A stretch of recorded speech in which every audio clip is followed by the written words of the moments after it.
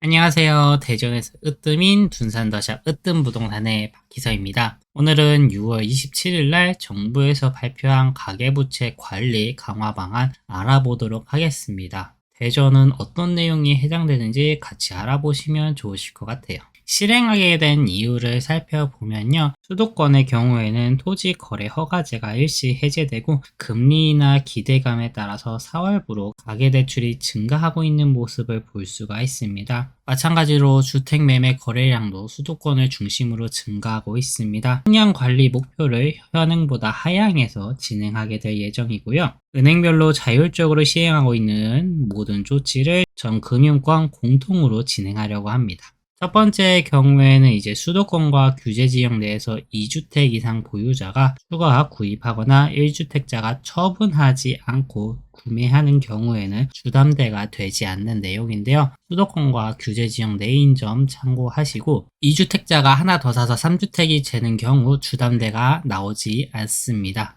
그리고 이제 1주택자가 처분을 하지 않고 2주택이 되는 경우에도 주담대가 나오지 않고요. 처분을 한다고 하더라도 기존은 2년이었던 게 6개월로 감소되었습니다. 감소된 부분도 체크를 하시고요. 6월 28일부로 이미 시행되고 있는 부분 참고하시면 되십니다. 두 번째는 생활 안정자금 목적 주담대 한도를 기존에는 은행별로 1억에서 2억 정도 제한을 뒀는데 공통적으로 최대 1억 원 제한을 뒀습니다. 세 번째는 수도권과 규제 지역 내 주담대 대출 만기를 30년 이내로 제한하였는데요. 기존은 또 은행별로 30에서 40년 다 달랐는데 수도권 규제 지역만 30년으로 제한하였습니다. 네 번째는 수도권과 규제 지역 내 소유권 이전 조건부 전세 대출을 금지한다는 내용입니다. 무슨 뜻이냐면은 내가 주택을 매수하는데 내가 10억짜리 주택을 매매 계약을 진행하였습니다. 잔금을 치르려면은 10억이 필요한데 내가 현금은 4억을 들고 있는데 전세 가격이 평균이 6억 원이었습니다. 그러면은 전세계약 잔금일과 매매계약 잔금일을 동일하게 하면은 내 돈 4억과 전세자금 6억으로 진행을 할 수가 있는데요. 이런 상황 속에서 아직 소유권 이전이 되지 않는 상태에서 전세대출을 일으킨다고 한다면은 임차인이 6억에 대해 전세대출을 받는다고 하면은 전세대출이 나오지 않는다는 내용입니다. 내가 이미 6억으로 갭을 맞춰져 있는 아파트를 구매하는 거는 상관이 없지만 신규 아파트를 샀을 때 전세 잔금일을 매매로 진행한다고 하면은 매매 잔금으로 전세 잔금을 맞추는데 임차인이 전세 대출을 일으킨다고 하면은 그게 나오지 않는다는 부분 참고하시면 될 것 같습니다. 다섯 번째는 신용대출 한도를 차주별 연소득 이내로 제한하였는데요. 기존은 이제 연소득에서 1배에서 2배 정도로 나왔는데 이제 연소득 이내로 제한을 하였습니다. 다음은 이제 수도권과 규제 지역 내에서 취급하는 주택 구입 목적 주담대의 최대 한도를 6억으로 제한하였는데요. 정책 대출의 경우에는 자체 한도를 적용하고 중도금 대출은 적용이 제외입니다. 한마디로 내가 주담대를 받는다고 하면은 원래는 한도가 없었는데 이제 수도권과 규제 지역은 6억 원 한도가 있는 부분 참고하시면 되시고요. 그 다음은 수도권 규제 지역 내 생애 최초 주택 구입 목적 주담대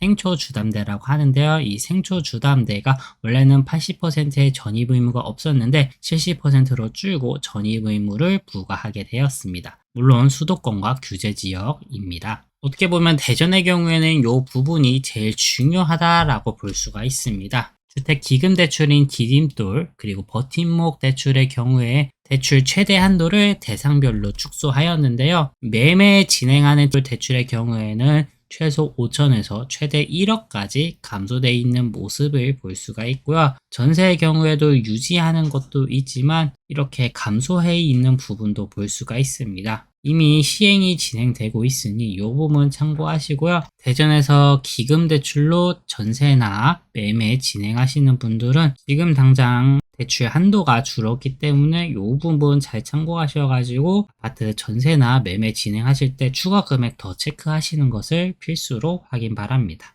다음은 수도권과 규제 지역 내 주택 구입 시 주담대를 받았을 경우에는 6개월 이내 전입신고를 해야 됩니다. 지방은 전입 의무가 없는데요. 또 연락이 왔는데 잘못 이해하시는 분은 그냥 6개월 이내 무조건 전입을 해야 된다고 알고 계시더라고요. 주담대를 받은 경우에만 6개월 이내 전입 의무를 부과합니다. 그렇기 때문에 내가 주담대를 받지 않았으면은 전입 의무가 없는 부분 참고하시고요. 수도권과 규제 지역 내 전세대출 보증 비율이 감소되었습니다. 우리가 흔히 말하는 허그 보증보험 같은 거를 의미하는데요. 원래는 90%까지 보증을 해줬는데 수도권과 규제 지역은 80%로 감소했고요. 참고로 시행 시기는 2025년 7월 21일로 아직 여유가 있습니다.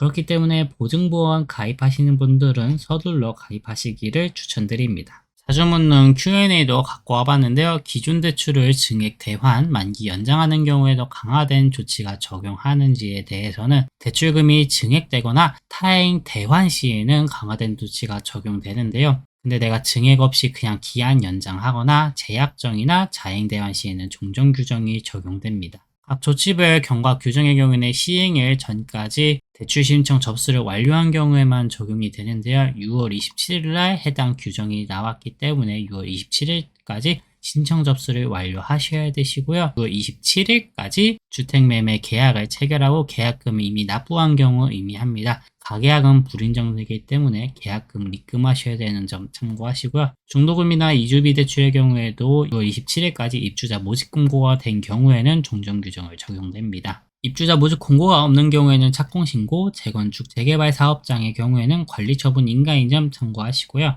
전세대출 경과 규정도 있는데요. 시행일 전까지 임대차 계약을 체결하고 계약금을 이미 납부한 경우만 의미합니다. 한마디로 계약금을 입금해야 되고 가계약은 불인정입니다. 계약갱신 청구권 사용하게 되면 어떻게 되나요? 전세계약의 연장으로 인해 전세대출 보증이 연장되는 경우 등은 종전 규정을 적용하기 때문에 계약갱신이나 묵시적 갱신 같은 계약의 연장은 안심하셔도 될 것 같습니다. 오늘 영상 잘 보셨나요? 오늘은 6월 27일 가계부채 관리 강화 방안 살펴봤습니다. 요게 나오자마자 당일날 매우 들썩였었는데요. 솔직히 대전의 경우에는 그냥 기금 대출이 감소된 부분 말고는 크게 해당되는 부분은 솔직히 없습니다. 아무래도 수도권과 규제 지역을 중심으로 타겟을 잡았기 때문에 이런 내용이 있는데요. 그래도 대전의 기금 대출 내용이 감소했기 때문에 이 부분 잘 참고하셔가지고 매수하시는 분이나 전세로 들어오시는 분들 추가적으로 금액이 더 필요하다는 부분 참고하시면 좋으실 것 같아요.